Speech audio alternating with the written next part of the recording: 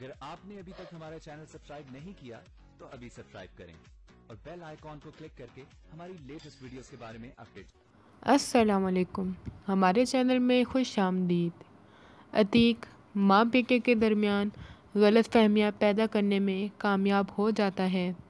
सारा कसूर हाशिर पर डालकर उसे घर से निकलवा देता है, मगर फ़रा हाशिर के साथ साथ फूफो की दौलत भी हासिल करना चाहती थी। वो हाशिर को छोड़ने पर तैयार नहीं होती, उसे वापस बुलाना चाहती है। दुश्मनों में सोफिया अकेली रह जाती है। आपा बी को आने वाले ख़तरे के बारे में पता होता है। वो हाशिर को वापस आने को कहती है ताकि सोफिया को बचाया जा सके, लेकिन अभी कोई भी बात सुनने को तैयार नहीं होता।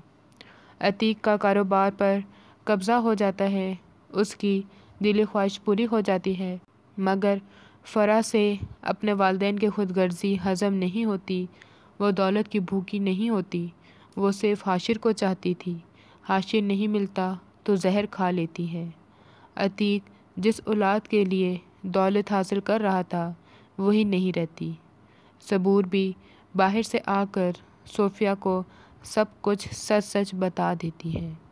हमारी वीडियो को लाइक करें, शेयर करें और सब्सक्राइब भी।